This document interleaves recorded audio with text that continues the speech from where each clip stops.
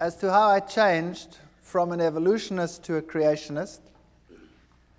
It's a very difficult story for me to tell, and I always tell it very reluctantly. So if I stammer here in the beginning a little bit, you must excuse me as I get over it. I don't like digging it all up again.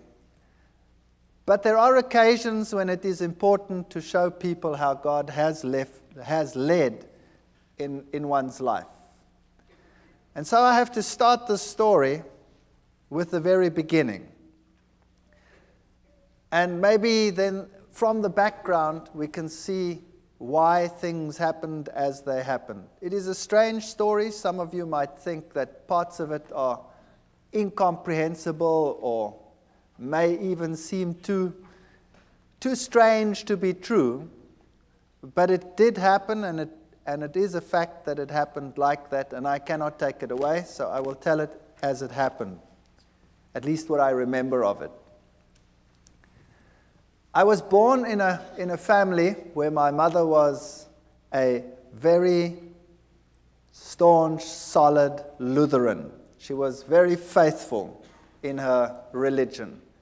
And my father was a Roman Catholic, and he was very faithful in his religion as well. In those days, it was before the days of Vatican II, and Protestants that were not Catholics were considered to be lost according to Roman Catholic doctrine. But in marriages between Protestants and Catholics, it was essential that the Catholic counterpart in that marriage was to promise that the children would be raised Catholic. And my mother accepted that, and she knew that I would be raised Catholic, and I was raised Catholic. And there was never any argument about religion in our house. My father and my mother respected each other.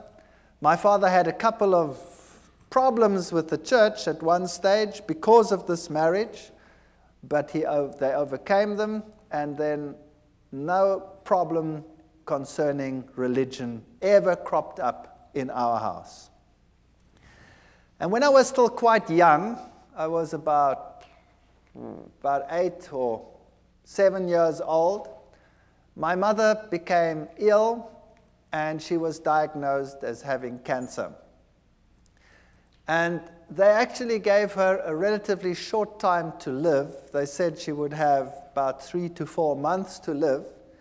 But she was a very tough lady, and she managed to stretch that to about 4 years. She died when I was 12 years old. But those 4 years were very, very miserable years. She really suffered more than anybody else that I have personally been in contact with. She lost one part of her body after the other. They had to do mastectomies, and then they took out part of her intestines, and she had to have colostomies. And eventually, she just lost more and more and more, and she had one operation after the other. In those days, they weren't as sophisticated as they are today. They burnt her under the radium treatment. They forgot her there. They had to peel off black pieces. So she really suffered tremendously. And through all this, she never, ever, ever gave up her faith. And I was very attached to my mother. But because of all the problems in the house, and a mother that was on the verge of death for a long time, over a 4-year period, there was also quite a bit of tension in the house. Now, while at school, I received religious instruction, of course. I was in a Protestant, largely Protestant school. It was the German school. And I received religious instruction separately. The Catholics went to the nun, and she gave religious instructions. Now, I have met some very nice nuns in my life. And I've met nuns that are really gentle and soft people and are very nice to everyone around them.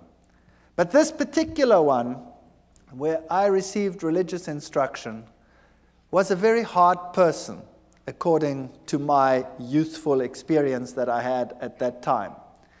And she would constantly tell me that it was such a sad thing that my mother, who being Protestant, would not see the kingdom of heaven, but that she would roast in hell forever and ever. And I resented this very much because I was very fond of my mother, particularly since she had such suffering in her life.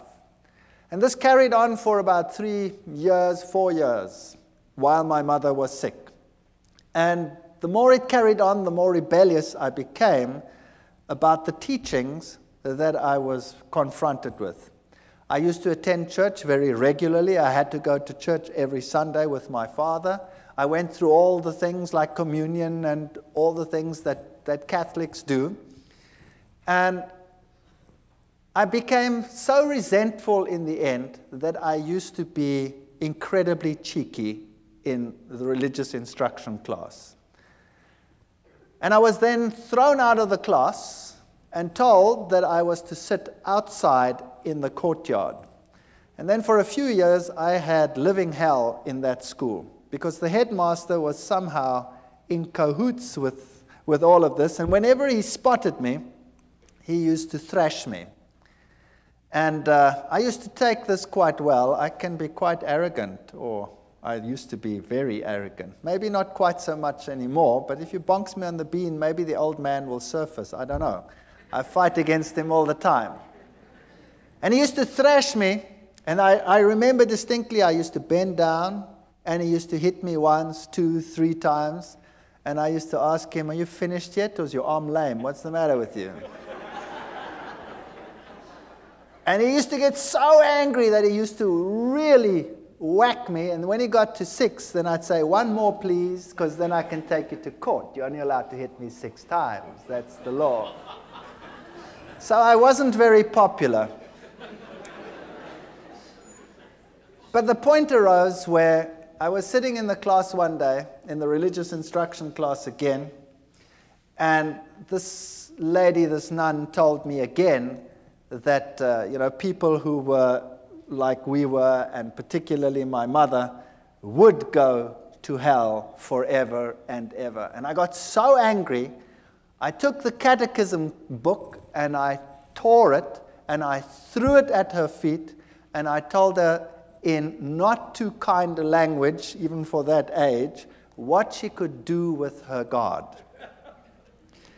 And I was thrown out from that day on a permanent basis, and I had to sit outside in the courtyard, whether it rained or whether the sun shone. And my life in that school was an absolute misery. I never told my parents. Nobody ever knew what was happening.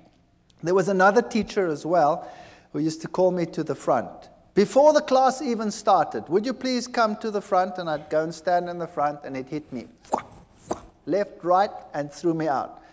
So I was being thrown out of 2 sessions on a regular basis, and I became an impossible child. I used to sit up in the trees when they come and look for me, the teachers, and I'd have these pine cones, and I used to throw them. Oh boy, those were the days. In any case, my mother finally didn't make it when I was 12 years old, and she died. And then from that time onwards, my home life totally disintegrated. My father married another lady who was a typical stepmother, sort of a fairy tale stepmother.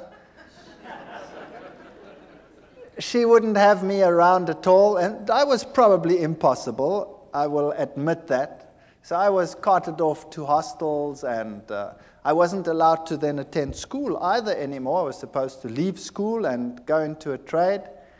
And that's when I woke up and I decided, no ways, and I don't want to do this. So I managed to persuade some relatives, and I went to another school. And I went through my school life, and I did all right, not too hot, but not too bad either. And then I went to the military, and then finally to the university.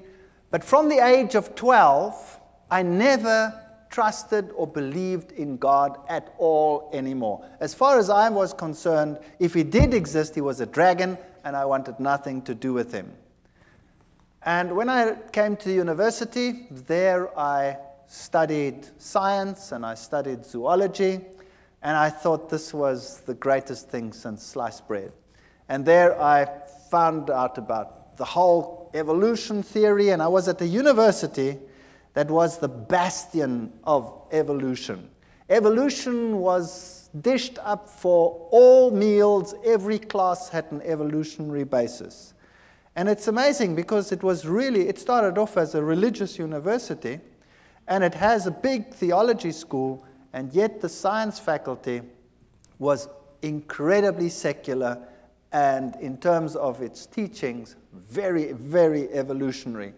They had some very important names in the listings of their professors, Robert Broom and people like that who had worked with the Taung skull, the human so-called ancestor, and our museums were full of these people. And I really got into the evolution theory, and I thought this was the answer to all the problems. While at the university, I had a roommate. I was in the hostel there. And my roommate was a very nice guy, but he was very new age, even for that time. That's a long time ago. So the word new age wasn't even known at that time.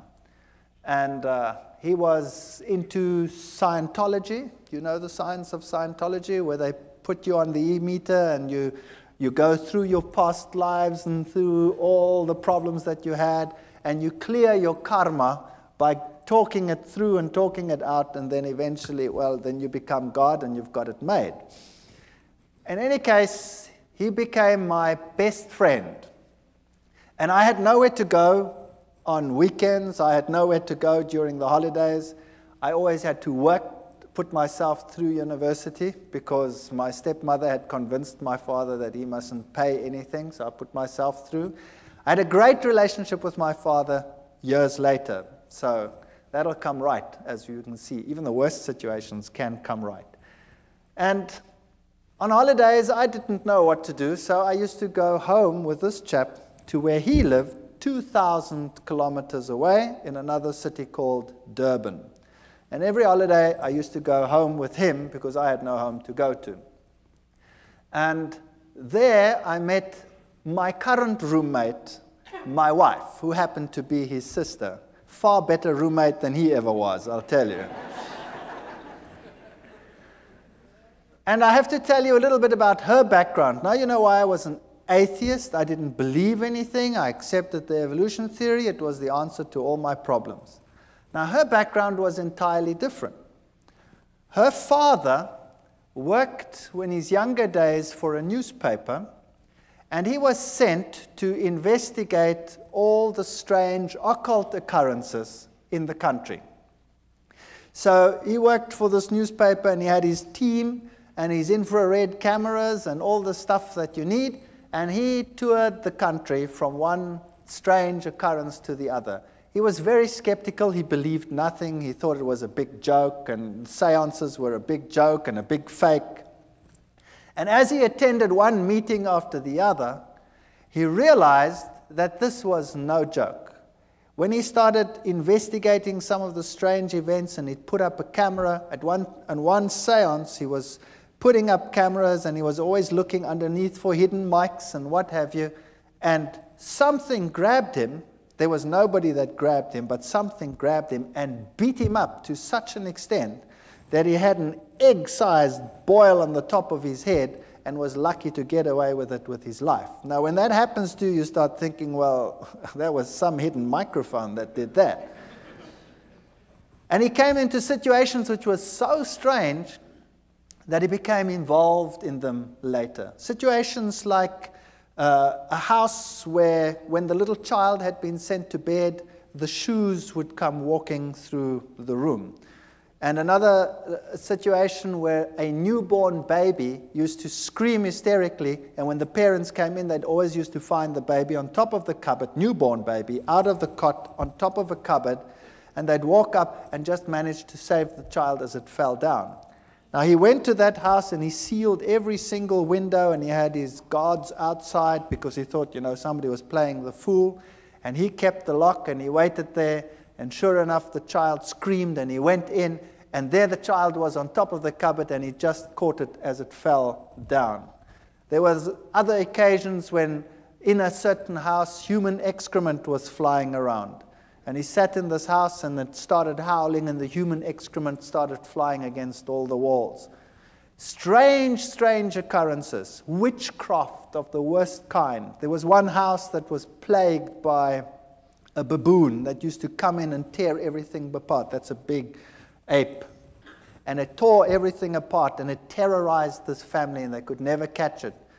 And then one day, they shot this baboon as it came in, and it ran out, and the blood trail ended up on the veranda outside. And as they came out, the blood trail ended, and there lay one of the workers dead. So this was typical African witchcraft as you find it in Africa, in some places even today still. And this convinced him that there definitely was something going on, and he got into seances more deeply.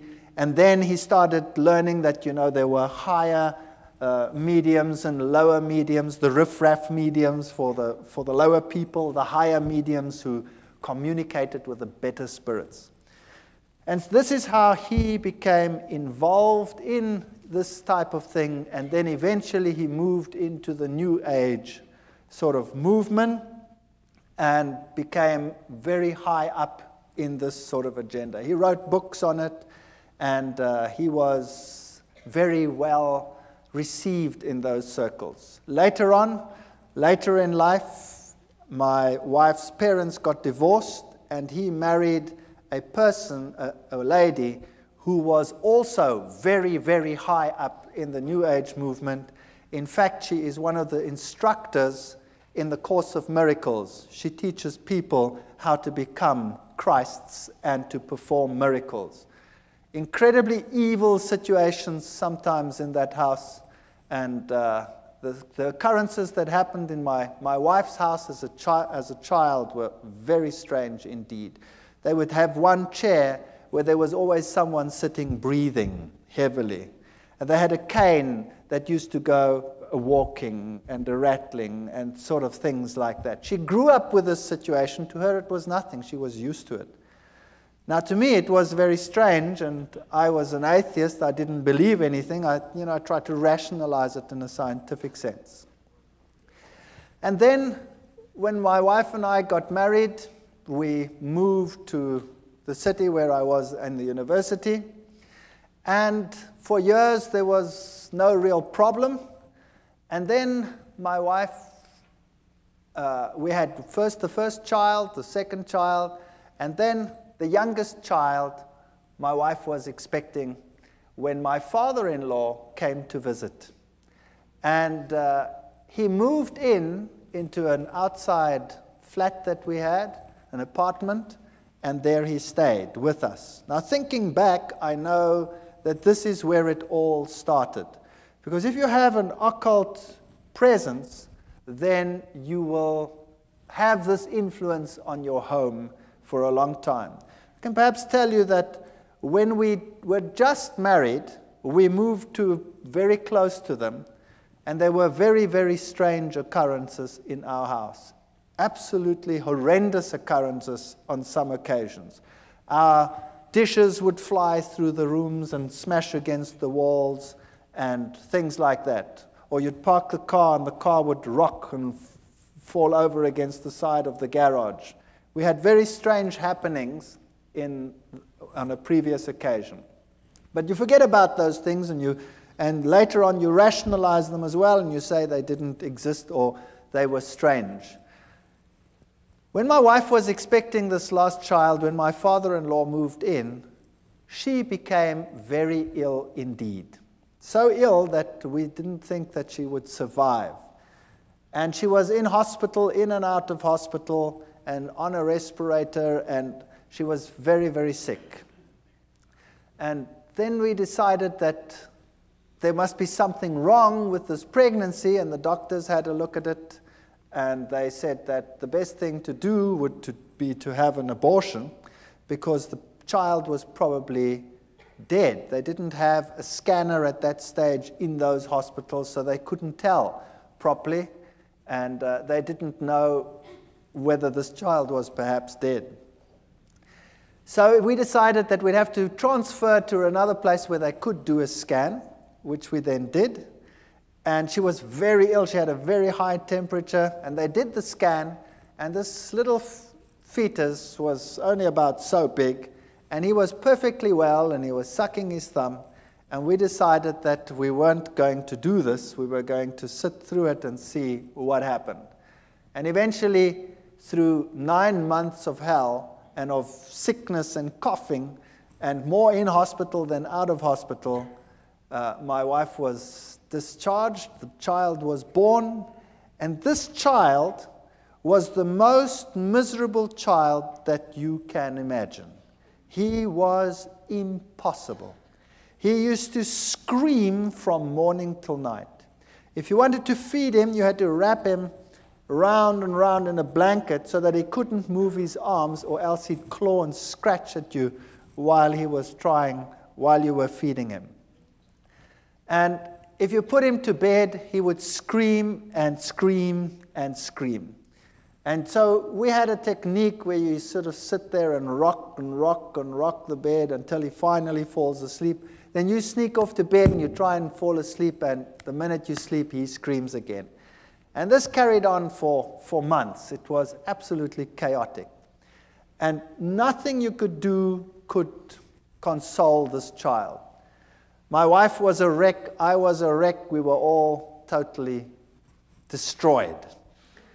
And then one night at 2 o'clock, I had a dream that I was being strangled. And it was so vivid that I woke up with this perspiration falling down my face, and my heart was pounding like some drum inside me. And I sat upright and tried to recover from this terrible nightmare. And the next moment, the little one in the next room screamed as if he was being murdered. And my wife and I got such a fright, we stormed out of bed, ran to this little baby, picked him up, and as we picked him up, he started shaking violently. And his temperature would rise, and then he'd go into fever cramps. And so we rushed him off to hospital, and they had a look at him, and they had to put him in a refrigeration tent. They had a tent sort of that's cooled, and put him on a drip, and then it would be touch and go whether he would live or whether he would die. And he'd recover from this and come back home as impossible as he was before.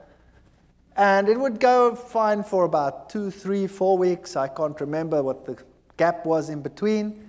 And then precisely 2 o'clock at night, exactly 2 o'clock, it was uncanny. We had a clock on our bed, and it was a display clock, so you could see exactly 1400 hours, and 2 o'clock, whatever it was, 2 o'clock in the morning, that's when I woke up, with this terrible feeling that I was being strangled. And I shook my wife and said, I've just had that terrible dream again. And then the little one would scream in the next room, and we'd run, and we'd pick him up, and the same thing would happen. It was so bad that we would think that we wouldn't make it to hospital, the child would die. There was nothing you could do. As soon as he started the screaming, his temperature would just rise, and it would just go so high that he would fall unconscious. Eventually, they got to know us so well that the hospital had this place prepared for him whenever it was necessary. They didn't know what was the matter with him. They could never find out. On one occasion, the doctor said they have to do a lumbar puncture because there must be something wrong with his cerebrospinal fluid. Maybe he has some brain infection that is causing this. And I remember taking him to this hospital, and he was just a baby. And afterwards, he screamed so that my wife became quite hysterical. When the doctors came out, they said, this is incredible. There were 4 adults that had to hold this child down. He was less than a year old, and the 4 adults had to hold him down because he was plucking them around. So this little chap was, if anything, definitely very much possessed. And you can rationalize it if it happens once, and you can rationalize it if it happens twice. But if it keeps on happening for weeks and months on end, that at precisely 2 o'clock you have an experience in one room, and then immediately thereafter there's a scream in another room, then the law of statistics tells you that no matter how atheistic you are and no matter how scientific you try and be about this issue, the two incidences are connected. And I was sitting in the hospital one day. My wife and I took turns to be with the little one, and he was in a very bad state. And it had happened for the umpteenth time. And there I was in the hospital, and I was marking papers. I remember it as if it were yesterday. I was marking. And all of a sudden, in this refrigeration tent, this child started shaking. And he started getting one of these attacks and fits in his bed. So I went and ran and called the nurse, and I picked him up, and he shook so that he tore the drips out. Now, this child had been on so many drips that they couldn't find the veins anymore on his arms or on his legs, so they had to put it into the veins here on the head. And he shook so that they tore out. Now I've got this child in this fit, and I've got this child with this thing torn out, and he tore the vein completely, so the blood was running down his face. And it was such a horrible sight that I went crazy. I couldn't handle this. And eventually he calmed down, and they put him back in the tent, and they got the drip back in, and he managed to survive the night. But that night I sat there and I said to myself, what can I do? There is no medical help. Nothing can help us. And the two incidences must be connected. Where do I find help for this situation? And they tell me, once a Catholic, always a Catholic. And as I was sitting there that night in that hospital, mulling over these things, you know, the images of the Catholic Church and its power over demons, and the film The Exorcist was just in circuit. And I thought to myself, perhaps I can go back to my old church and ask them to help me. So I made a resolution that I would do that because I had no other way out. And the next day I went to the Catholic Church, and the Catholic priest was sitting in his room, and I remember this as well too. He had the glass there, and there was a brandy bottle there, and he wasn't too sober. And I went up to him and I said to him, you know, I'm a Roman Catholic, but I don't come to church, and I have a problem. And he said, well, what is your problem? He was very nice. And I said to him, well, you know, I'm an atheist and I'm a scientist. I don't want to talk about this thing like it. And I sort of ummed and ahed, and I said, yo, you know, well, I have a problem at home. He says, well, what kind of problem? I said, well, it's a problem concerning strange happenings in my home. And he says, oh, no, no, no, no, no. I want nothing to do with that. And he said, it's not my field. Give me your name. Give me your telephone number. We'll come back to you. So I gave him my name and my telephone number. All I'd said was, I have strange happenings in my home. That's it. And I went home and I thought, well, that was a lot of help. Thank you very much. And I wasn't home very long when I got a call from another priest. And this one sounded very sophisticated. And he told me whether I would like to meet him at a monastery nearby. So I went to the monastery, and there was this old man. And he was so impressive. He really made such a powerful impression upon me. He told me to sit down, and then he started to tell me what the problem in my home was. And my mouth fell open. If there was a fly, it would have gone straight in. He told me there was a problem in my house, that Satan was trying to kill my son, and that we were being terrorized. And I said to him, that's impossible. How do you know that? I never said anything to anyone. He says, never mind how I know. I also know, he said, that the problem in your home is so severe that it will take the highest levels of action in order to get rid of it. And we will also have to say a mass in your house. And then he said to me, it is illegal for me just to say a mass in any house. To say a mass in a private house, I need to have permission from the bishop. And I already have it. Here it is. And there was the signed permission from the bishop to say a mass in my house. He knew beforehand what was going to happen.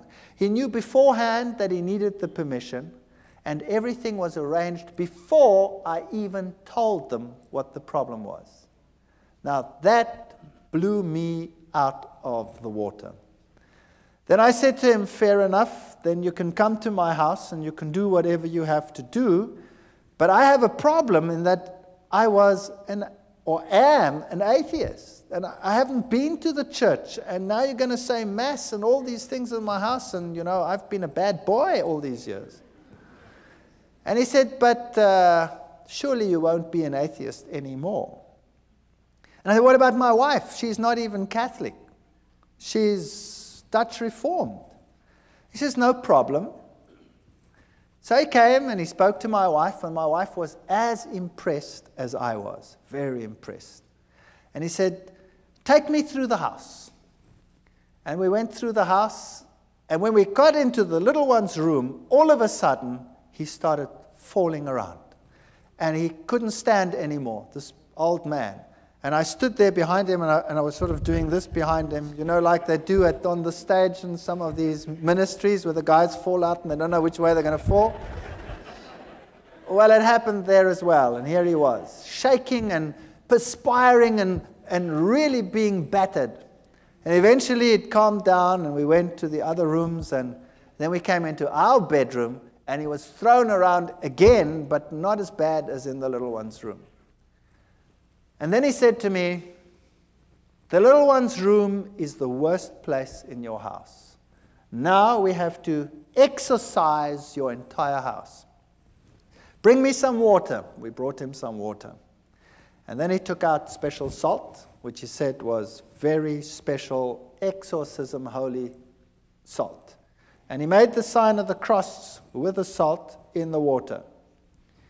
And then he also told me that he had a special ring with him which had the relics of a particular saint that was potent in terms of exorcising. And this priest, had been an exorcist for the Roman Catholic Church in many countries. He was Irish. And then he took this bowl of holy water that he had made, and he went to every single window and door in the house. And he took it and he put a cross on the windows. And of course, as it evaporates, you have this faint cross of salt on your windows. And he went through the entire house with this holy water, and then he put the holy water down. And he said, now we tell the Mass here in this child's room. And he prepared everything. And as he was preparing, we had lots of pets in our house. We had a dog and 2 cats and you name it, all the good stuff that one has when one has kids in the house. And as he was preparing, all of a sudden, all the animals came running into this room. And there they sat. And I looked at this and I said, well, this is weird. What's going on here? And he did the Mass. And then before he left, he said, what you have to do now is above every child's bed, you have to put the following. And he took out of his pockets amulets from Lourdes, where Mary had appeared. And he gave an amulet from Lourdes. He said there were many fake ones. This was the real thing. And we had to put it above each child's bed. And then he did an amazing thing. He took his ordination cross off. And he gave it to me and he said, this one you put over the little one.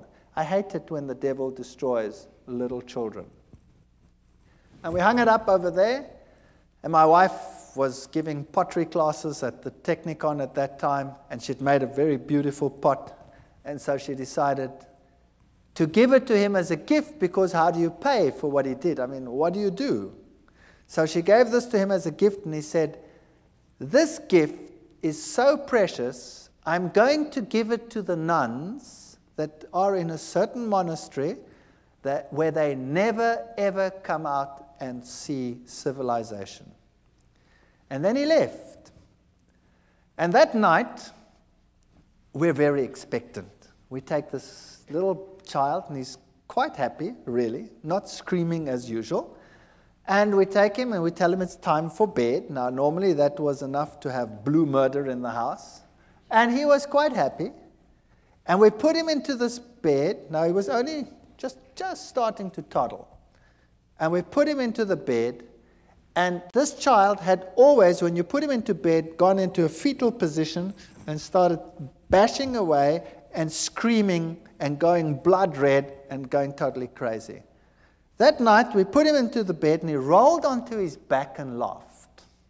And he put his arms out like that, and he did goo-goo sounds like little kids do, and he fell asleep. And for the first time in his life, he slept right through the night. And the next night, he slept right through the night. And the next night, and the next night, and the next night, and the next week, and the next month. And here was I, the hard-nosed atheist scientist who knows it all, and here was peace and quiet in my house. And then I realized that I do not know it all at all. And I said to myself, now what am I going to do? Here is a major problem in my house, and the church solves the problem. Now, am I going to ignore it? Or am I going to say, there is a God, and I have a responsibility towards this God?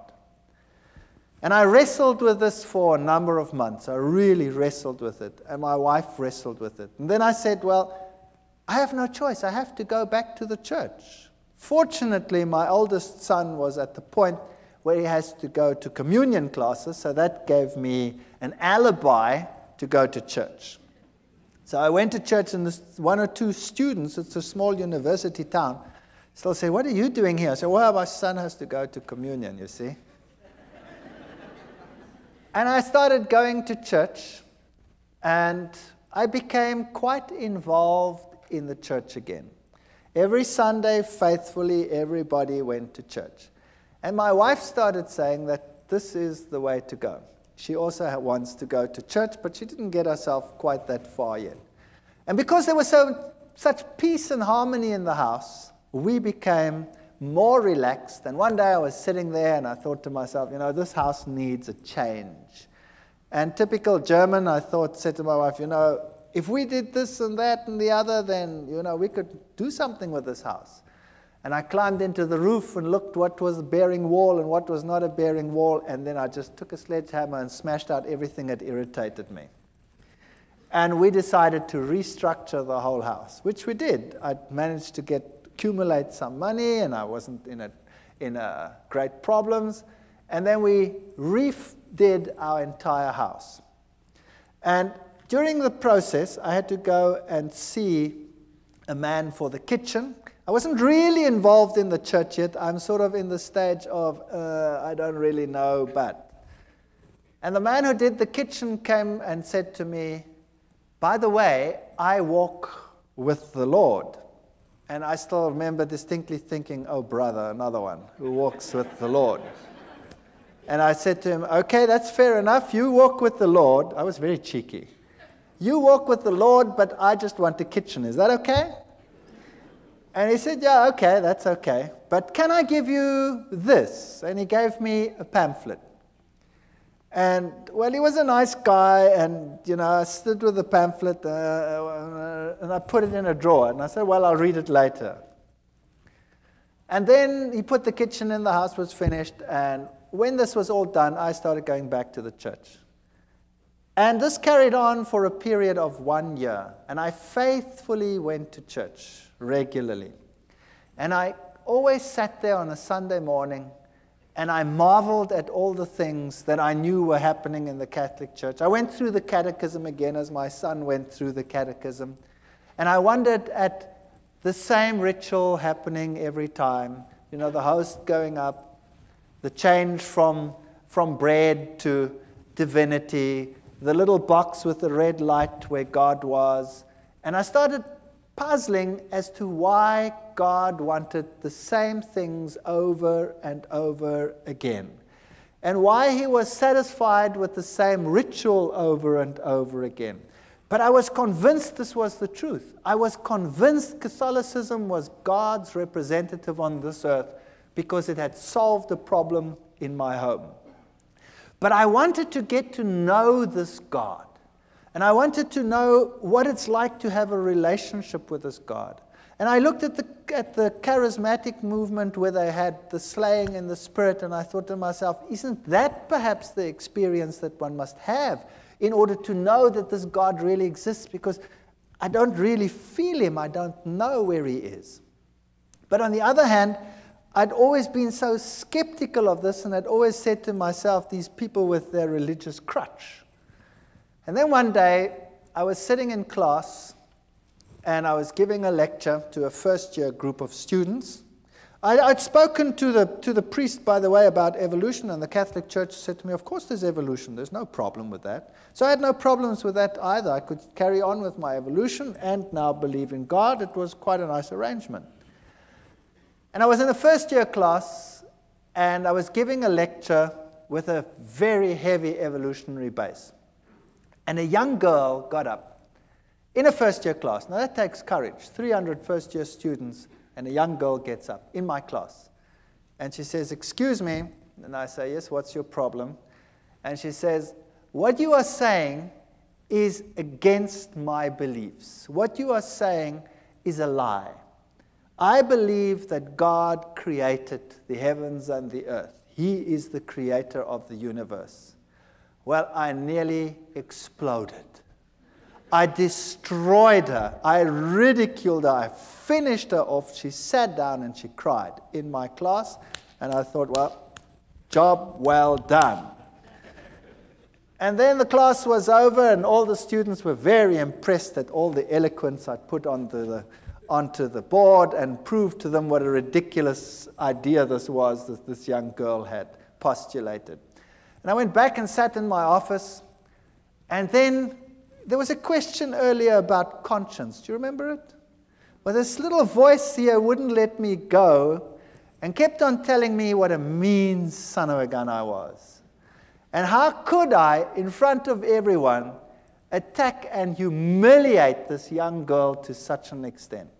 And I felt really bad about myself. My conscience wouldn't let me go. And I didn't know how to handle this. So typical Catholic way, I thought, well, on the way home for lunch, I wouldn't stay far from the university, so I always went home for lunch. I'll go by the Catholic Church and sit there for a while, and hopefully the feeling will go away. So I drove past, and I went into the church, and I sat inside, and it was locked. The door was open. You could come to a few pews, but around the altar it was locked, because thieves had been stealing. And I sat there and I spoke to God, and I looked at the little red light, which means that the host was present there, so God was present. And it struck me that he was locked up in that little box. And then I sat there for a long while, and I was tortured in my soul. I was tortured. And I said to myself, do you know, God must be here because he did such wonderful things in my home. My family is totally different. My wife was willing to be converted. I'd called the Catholic priest to our home so that she could become a Catholic. And for some reason, he just never made it. He never made it. He always had something on, but he was still going to come. And I sat in that church and I wrestled with God, and I told him that I have all these feelings and I don't know where he is, and I've never really met him. And I know that in other churches, all these exciting things happening, and here, you know, we have the same thing every Sunday, and where are you? And I sat there in the pew and I said, okay, God, if you really exist, then now you must show me, because I really cannot find you. And with that feeling, I went home, feeling a bit better. And typical me, I was home quickly, and then I started rummaging in the drawer. I was looking for something, and all of a sudden, as I rummaged in this drawer, I pick up this pamphlet. This is now a year after this man who was walking with the Lord gave me this pamphlet. And I pick up this pamphlet and I start reading it. It was in German, and it had 3 columns. It had the law of God on the one column, and it had the law according to the Catholic Church, and it had the law according to the Lutheran Church. And then it explained how the commandments had been changed by the church, and it had the Bible texts of how it had been changed. And I thought to myself, now, what rubbish is this? This is absolute garbage. And I said to my wife, I didn't say that, I called her by her name. I said, have we got a Bible in the house? And she said, no, I don't think so. I don't think there's a Bible. I said, surely there must be a Bible in the house. We've been going for church for almost a year now, and there's no Bible in the house. There were lots of catechism books in the house. So I grabbed the catechism book and opened it up and looked, and sure, the commandments as on the pamphlet were identical to those in the catechism book. And then I remembered an old box that an old lady that had died had left me.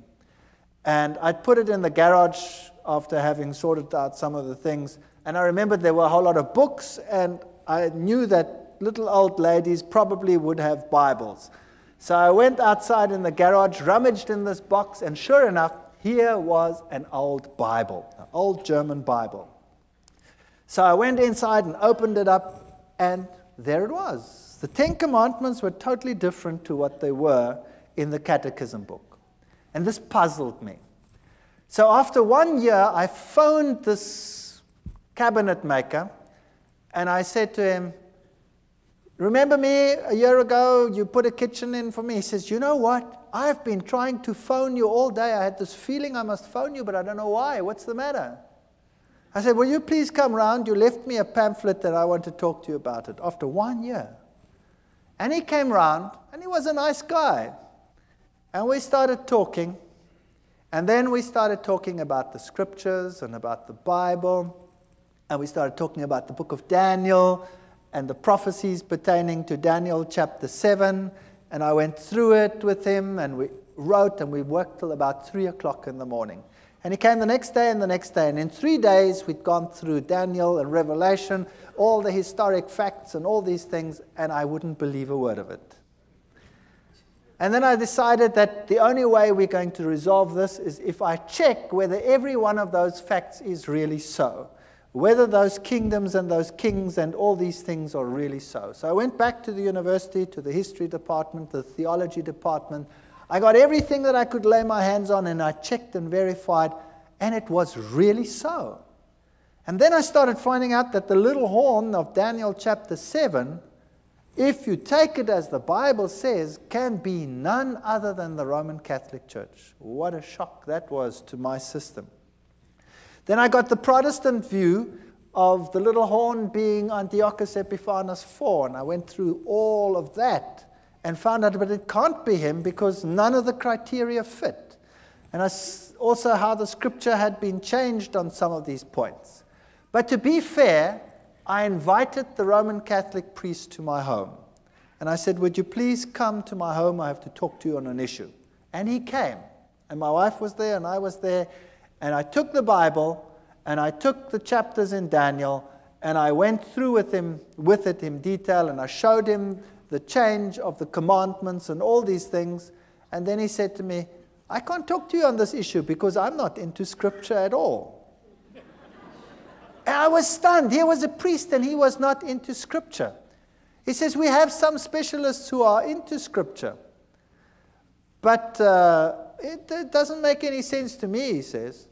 And then he left. And then I had the ministers of other churches, and we argued right sometimes till the late hours of the night as to what the little horn was. And every time they come back to Antiochus Epiphanes, I'd show them, but it can't be because he comes after Rome, etc. It can't be in Greek times. And eventually they would all leave as well and say, it can't be any other way. So I was confronted with this tremendous dilemma. And then the worst thing of all was, we started talking about the Sabbath, this other man and I. And we went through the whole Sabbath thing. And then I said to him, but this is ridiculous. How can you keep a commandment which you keep because the Lord created in 6 days the heavens, the earth, the sea, and all that in them is? That's ludicrous. Everything came into existence through evolution. And he said, no, it came into existence through creation. God created it. You know, and the little girl pops up into my mind. And I said to him, but that's rubbish. He says, I'll prove it to you. I said, you try. And he tried. The next day he was at my house with a pile of books like this, all on creationism, and he gave them to me. And I remember going through those books. I was sitting in my office. I used to give my class and run back, and I went through those books very quickly. And I gave them back to him in a very short time period and said, there are your books. And he says, what do you think? I said, I've never read so much garbage in all my life. So he said, don't worry, and he brought me another pile like that. And I went through that lot, and it was so confusing and so full of garbage. So I gave it back to him. And I said, it's so unscientific. I cannot accept this. So we argued about God being a creator or not a creator, and I would kill him with science. I had all the terminology. I was a lecturer. I was an evolutionist. I knew what to tell these people. I've been trained to wipe out people who oppose, you know, the scientist on any of these fields. And he got so frustrated with me. And then one day he was so frustrated, he says, you know what? I said, what? He says, I haven't got a problem with evolution creation. You have a problem. You solve it.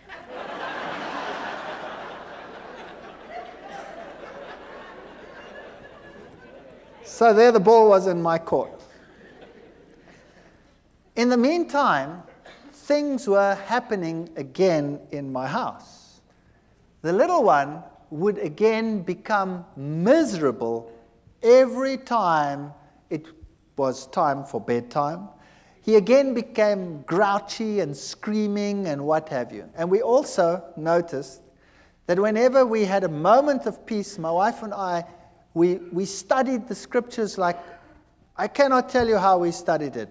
I finished a Bible. In 2 months, I had to throw it away. It was finished. It fell apart. And my wife was studying. And she had tremendous problems with the Sabbath idea. It made no sense. It was so stupid. And nobody at work knew what was happening with me. And one day I came to work, and the secretary in the department came up to me and said, I've got something for you to read. And she handed me a pile about so thick of documents. And when I looked at them in a spare moment, I saw that it was a long piece of writing against the Sabbath. And it was written against Seventh-day Adventists. And this stunned me because nobody at work knew what was happening with me. I mean, a scientist would never admit, you know, that he's now talking about and thinking about religion. That was ridiculous. My colleagues were all atheists. And I took this and I thought to myself, no, what am I going to do with this? I haven't got time with this. I'm wrestling with evolution. So I gave it to my wife. And I said, here's fodder. You go through this. Maybe there's a way out of all this. And she meticulously went through every statement. It was really a thick, thick thing written against it. And while I was wrestling with evolution, she was wrestling with that. And then one day she said to me, you know, I've been through every single statement they have. And every single one, I've put it next to the Bible. And every time, this is the word of man, and the Bible has something else to say. So this document here has now convinced me that the Sabbath must be right. That was something. So a document written against the Sabbath proved to her that the Sabbath was actually very important and right. But I still had a problem, a major problem. I couldn't accept it because I'm not going to keep a day for creation that took 6 billion years, let alone 6 days. And the ball was in my court, and at that stage, everything started going wrong again in my house. And when we picked up the Bible, the little one would go hysterical. Whenever we had a spare moment, he would go hysterical.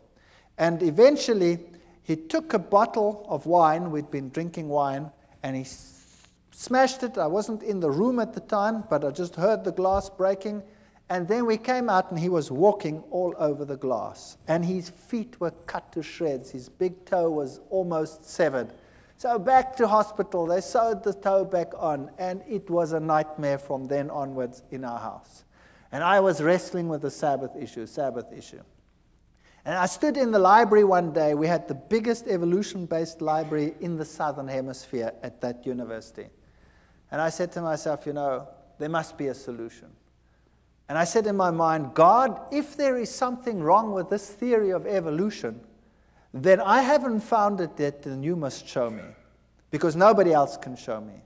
And I went into this library, took out a book, and as I walked out the door, a colleague stopped me and he said, hold it. There's another book you must take, which is the same book as that one, but the new edition, it's on the back shelf. Very strange. So I went to the back and I took that edition as well. I took them both and I went to my office. And then I started reading. But I started reading them both at the same time. And then as I looked at the one, the old edition would say that there is a major problem with the cetaceans, with the whales, because they appear suddenly in the fossil record fully formed. And there is no evidence that the one gave rise to the other. The new edition would couch it all in scientific terminology, would say cetaceans have an ancient origin and evolved from such and such to such and such and such and such and such and such. And I went through them, one model after the other, and the old one would admit to the problem, the new one would never admit to the problem. And that's when I started thinking, wait, there's something wrong here. There's something fishy here. And whenever I went into the library, it was if some miracle would happen. I would take out something, and the very next thing I would take would be exactly the opposite on the same issue. And very quickly, I had a big pile. And then I was giving classes at that time in genetics, and I started thinking about this. And then I started working out this genetic thing, and much as like we did over here. And I started thinking about what are the problems. Let me now objectively, just for once, sit down and think, what are the problems? And I came up with such a pile of problems that it stunned me. And something must have been helping me, because the problem list was so enormous, it was unbelievable. And then one night I was sitting at home, and child was impossible. He went to bed, and we went to bed. 2 o'clock at night, I had a dream. I was being strangled. And the little one screamed in the next room, and we ran, and the same thing happened. But he didn't get so sick that he had to go to hospital. He just got a very high fever, and we could handle it somehow at home. And then I contacted this other person, and I said to him, there's something very strange here. I know that from the scriptures, the system, the Roman Catholic system, cannot be God's system. And yet, we had this problem, and I didn't want to tell him about it. And then in the end, I half told him about it, but not completely. And he said, don't worry, we'll pray. And it stopped. And then a week later, it happened again at 2 o'clock. And what had happened, unbeknown to me, he had gotten a number of people together and told them to pray at 2 o'clock every night. Get up. And they set their alarms judiciously and got up at 2 o'clock and prayed for a family they didn't even know. And there was total quiet in which we could really study our Bibles in peace and quiet. And then one night, one of the ladies had decided that, it was quiet. Why must she get up? And she didn't get up. And it happened. Now, thinking back on it, God doesn't need the prayer of that one little individual. But there were lessons in it that would later be important to me. That God wants unity amongst his people, and everybody must stand together on an issue. So it was a lesson for them as well as a lesson for us. And then it came to the point where I knew that I cannot sit on the fence forever. Either this is the truth, and I'd studied it and I'd verified it. I'd had lecturers talk with me on the Greek meaning of this and the Hebrew meaning of that. I verified the historic facts. I'd looked at the prophecies. There was no other way in which it made any logical sense whatsoever. I'd studied what the other churches had said. It didn't make sense. And I knew a decision would have to be made. There was no way out. And I decided I was going to do it. I was going to make the decision. No matter how ostracized and how weird this church was to me, the first time my wife saw Adventists, she burst into tears. They ate so strange. They were so different to what we were like. I remember the man said to me, "Don't you want to come to one of our services?" And I said, "That's Sunday. That's my day off. I walk around in jeans and a T-shirt and slops. And I'm not going to any church whatsoever if I can't go exactly like I am. Because if I went to the Catholic church, I went in jeans and T-shirt and slops." He said, "That's fine. Come." So I went to the Catholic church, to the Adventist church, and I sat there in the back.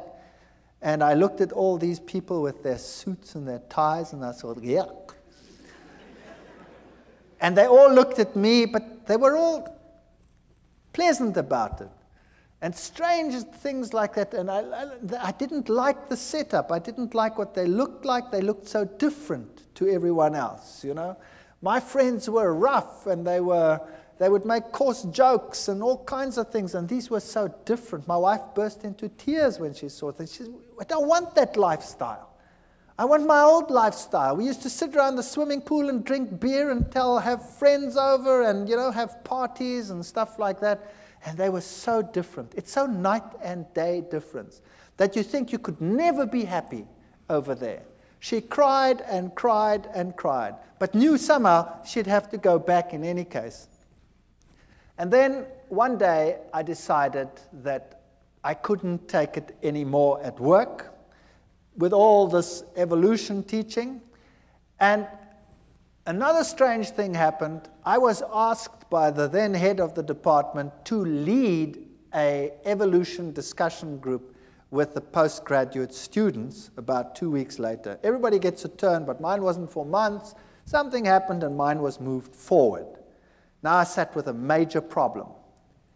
Do I go into that with my mouth full of teeth, pretending to be what I am not? Or do I stand up and for what I now believed? And I was really so chicken, it's unbelievable.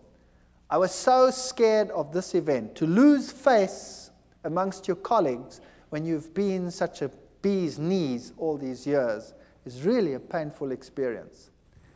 And I decided after much wrestling and soul searching that I would do it. My new friends, who had become less weird in my eyes over time, would pray for me while I did this. And I went into that lecture hall, and the whole staff was sitting there. This was a postgrad affair, so the whole staff was there and all the postgraduate students.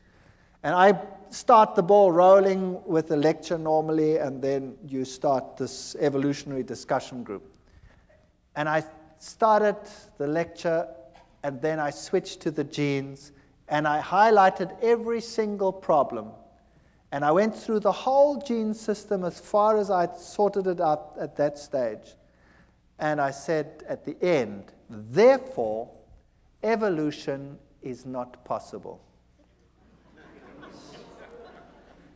Well, first you could hear a pin drop, and then all hell broke loose. One of my colleagues went blood red and started screaming at me like you cannot believe. And the foam literally started coming out of his mouth with rage. It was just unbelievable. And then one of the students, a girl, it's interesting how these things happen, a young student, a girl, an honors student, she got up and she said, "I want to say something." And she looked at all the lecturers and she said, "When I came to this university, I believed in God. I had a good life, I had a good relationship with God, And now I believe nothing anymore. I've lost my faith. My life is falling apart. And you have robbed me of my faith. And now Dr. Fite is giving this lecture and showed me now that you had been misleading me. Can you imagine what happened in that department? That was the end. My life was not worth 1 cent in terms of my scientific credibility. I was finished. When I walked down the passage, my colleagues would turn around and walk the other way. And I decided there and then that it was impossible for me. Then we had a meeting, a special meeting where they decided that the basis of all teaching must be evolution. And of course, I couldn't go along with that. So I decided I would resign. So I resigned. And the head of the department said, you know, you can't just do this. I mean, I had a lot of students, and I was quite popular amongst the students. And I had most of the postgraduate students were under my supervision. And then the rector of the university called me in. And the rector said I must come to him. And I thought to myself, wow, now I must go to the rector. What do? I've got nothing decent to wear. I've never possessed a suit in my life. I bought the suit to go and see the rector. Can you believe that? And when I put on the stupid suit to go and visit the rector, something struck me between the eyes like a hammer blow. It's just a personal thing for me. I thought to myself, now look what you're doing, you idiot. You go and put on a suit to go and speak to a man, but when you go to visit God, you go in jeans and a T-shirt. Purely a personal thing. I don't mind anybody coming to church in jeans and T-shirts. That's fine. It's just for me personal. And that bugged me. And then I went to the rector's office, and I sat there opposite the rector, and we started talking. And he talked with me for 1 hour. And it was very difficult for the university to get rid of me because I had all these students. And we started talking, and then eventually he said, you know, what if you decided that you do not rock the boat anymore? Then, you know, we could give you something better. Well, that would be a professorship. I was a pretty young guy. I would just about be the youngest professor in the university. And I looked at him and I said to him, the price is too high. And I will leave in any case. And then he says, that's very interesting. By the way, who do you think has the truth? And there I sat, my mouth full of teeth. Do I admit that I believe that some little sect that everybody detests has the truth? And do I say this to a man who has this high position in this university and in the government at large? And I said to him, well, you know, religion, Christ, churches, whatever. I can't even remember what I said. And he said to me, no, that's not what I want to know. I want to know from you, who do you say has the truth? And I went through the same ritual again. And he stopped me and he says, no, I don't want to know that. I want to know from you, who do you think has the truth? And I started off with this again, and in the back of my mind, I heard this terrible cock crowing. 3 times, I thought, oh.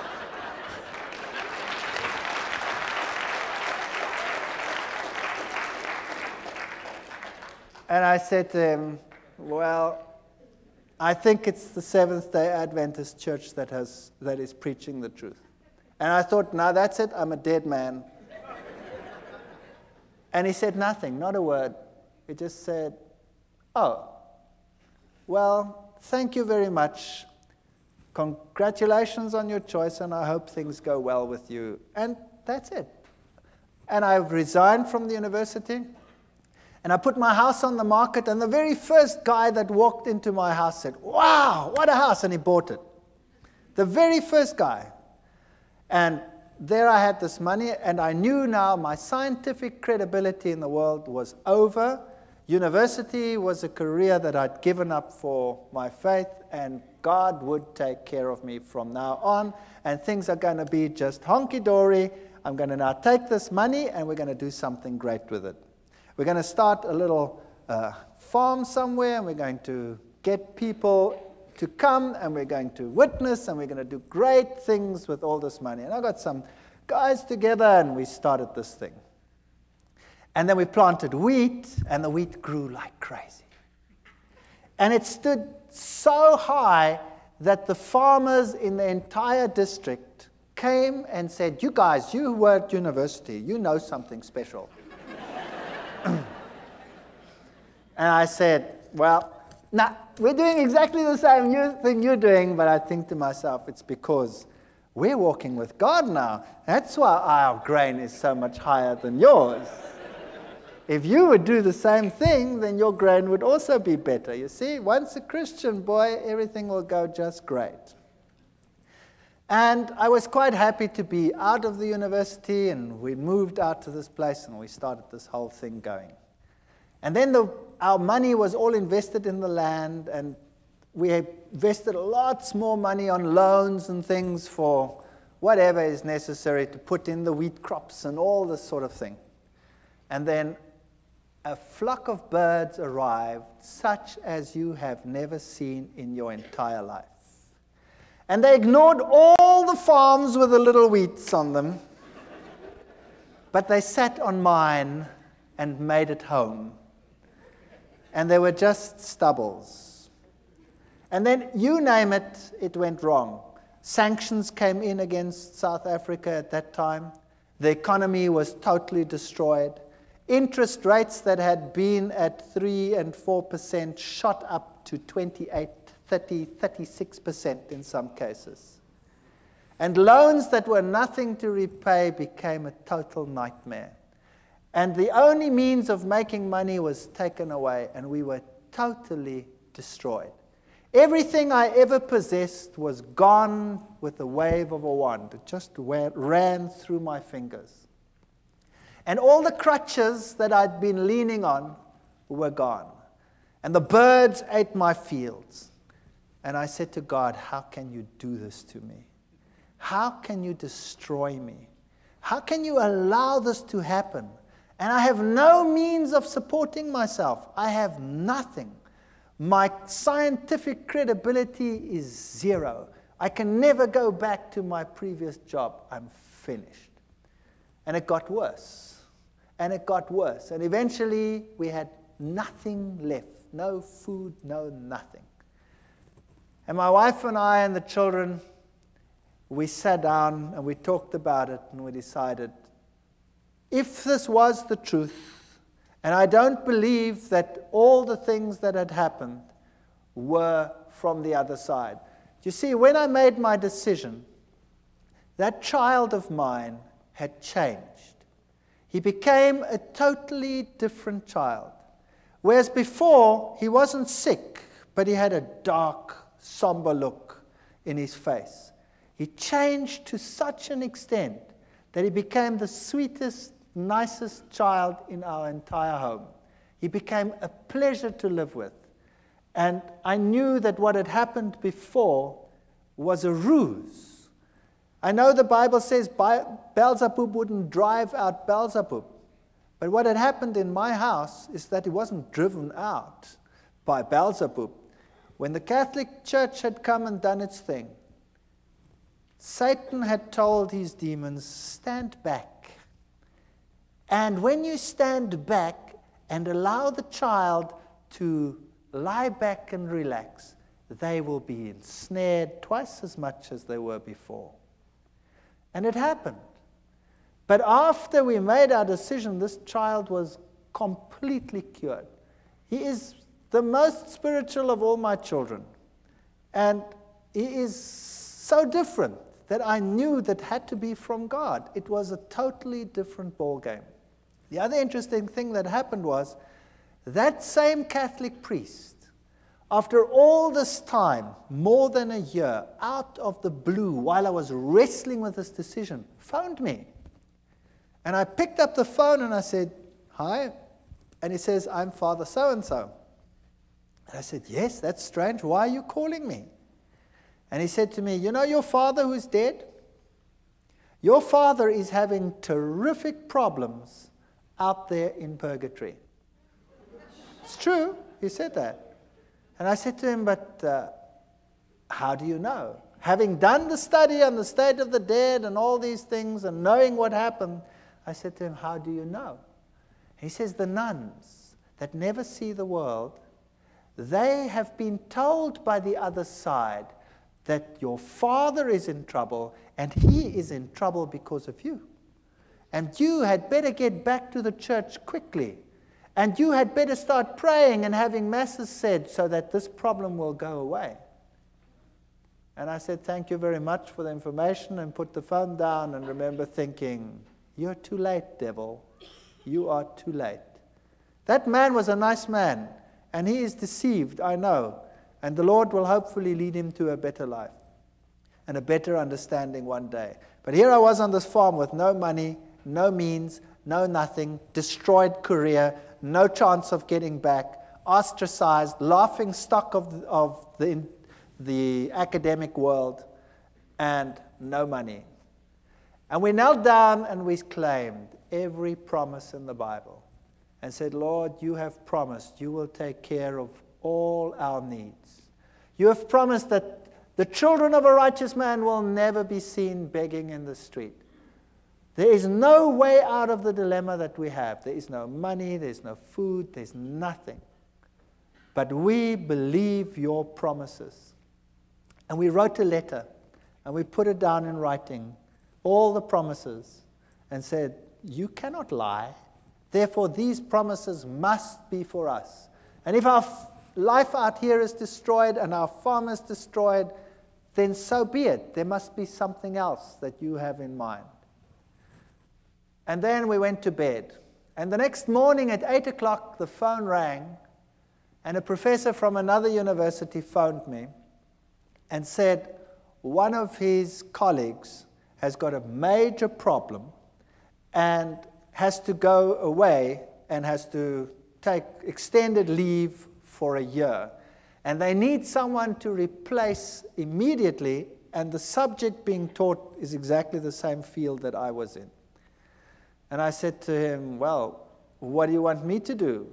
He says, "Well, you could come and give the classes." And I said to him, "But, you know, what about, He says, "Never mind, as long as you stick with science, and who cares, it doesn't matter. You come and would you do that for us? We're in a jam and we need someone and we know that you're available." And I said, "Well, that would be great. Thank you very much. When do I start?" And he says, "Well, we'd have to get it through the committees and probably in 3 months' time." And I said, "Okay, thank you very much." Put the phone down and said, "Nice try, God, but in 3 months' time, I'm dead meat. I've got nothing to eat." And I was so depressed. And then about 20 minutes to half an hour later, the phone rings again. And it's the same man. And he says to me, "Something strange just happened." I said, "What happened?" He said, "I went to the rector's office to have him sign this thing so we can start the ball rolling. And the rector says, 'I have no time. I have no time for committees to call them together to get the process rolling. What is it you want?' And I explained to him what I want, that I have to replace it. And he said, 'Come here, I'll sign it.' And he signed it and he said, 'Appoint the man. He can come tomorrow if he has to.'" So I said, "Wow. So when do I start?" It was Thursday. And then he said, "Monday. You start Monday." I said, "I start Monday?" And I was in another little town, and I had a farm, and there were cows. I was bankrupt. And who was going to take care of these stupid cows on the farm? And 10,000 problems to be solved in one weekend. Impossible. And I put the phone down and I said to my wife, "I've got a university job, only for a year probably, but it's okay. We've got something to go to. I start Monday, but who's going to take care of the rest?" So we prayed and we said, "Lord, You have one solution. Surely you, knowing everything, must have the other solutions. And we had hardly finished when there was a knock on the door and a young couple arrived. And this young couple said that they were farmers in another country to the north of South Africa. And they were Seventh-day Adventists. And they had been working for another farmer, and he had told them if they are not prepared to work on the Sabbath, they must go, and it kicked them off the farm. So he had lost his job because he kept the Sabbath. And he said to me, I've got nowhere to live, I've got nowhere to stay. I said, would you like to live on this farm? And he said, sure. And I said, I can't pay you anything. He says, that's okay. You don't have to pay me anything. Can I live here? I said, sure, you can live here. And whatever you sell from the milk, you can keep that for yourself. And I thought I would pay the interest of all the loans that I have with my salary. And it was solved within 24 hours. There was a man on the farm who wanted to live there for nothing and take care of the farm and live off the proceeds. And I had a job at the university. And I went to this university and I started teaching. And for the first few weeks, of course, I had no salary, no money. Also, another miracle within that same period, I got a house in the middle of a month. And I didn't have to pay till the end of the month. My kids went to school and they got clothing, school clothes. They wear uniforms in my country. All the clothes, all the sizes. We'll put it on the bill at the end of the month. But I had not 1 cent to even buy a little bit of food to carry on. And then I got into the car, and I don't tell people that I'm in financial trouble. I got into the car and I was driving around, and we'd been driving, the last bit of gas was just about going. And my daughter says, what's this here? And she picks up 150 rand. That then was the equivalent of about $150 in the back. She says, it's lying on the floor. And the next week there were another 150. I don't know how it got into the car, but it kept us going until my first salary check arrived. Now I can tell you, this is the real truth. There were times when we had very hard times, when we had virtually no money. All my money went into interest payments. And there were times when we really ran out and had no food whatsoever. And I remember one day sitting around a table with no food, praying to the Lord and thanking Him for what we were about to receive. And this is the truth. When there was a ring on the door, and we went outside and there was no one, but there was a basket full of food on the floor. And this is a fact. I want to tell you something, that if you know the living God, your road might not be a rose garden. You might not have the best of everything you need, but your water and your bread will be sure, and He will take care of you. While I was at that university, I was only teaching for 3 months when riots broke out within the university. There was such chaos in my country. There were riots everywhere. The rector ordered postponement of the exams. And then it didn't fit the timetable. Somehow it didn't fit. And one day had to write earlier. And all my exams were on that day. And this head of department called me in then, and I said to him, what must I do now? I've finished here. I've done everything that I must do. And for 6 weeks, there's nothing going on, just riots on this campus. No exams. I've got no exams coming. What must I do? He says, go away. Go to the moon for all I care. And come back in 6 weeks. And in the meantime, somebody had arranged for me to go away for 6 weeks to the United States and to other places to look at all the petrified forests and things in the world. And I'd said to him, forget it. It's impossible. I've just started a job. I can't go and tell the man I want to go away for 6 weeks. And there were the 6 weeks. And I could go on the study tour. You saw many of the slides here. I could tell you one story after the other. I could keep you busy all night. I want to tell you that the Lord intervened with such power in our lives. And as we went through life again, back at the university, they started respecting me for the science that I was doing. And eventually I was given a permanent position. And eventually I started right at the bottom again. I was senior lecturer, here I was just a lecturer. And eventually I became a lecturer, and then a professor and head of department, in spite of what I believe, in spite of what I say. So if you think that God cannot take care of you, I want to tell you, He can do anything. I am in a secular university. I'm a professor and head of a zoology department in a secular university.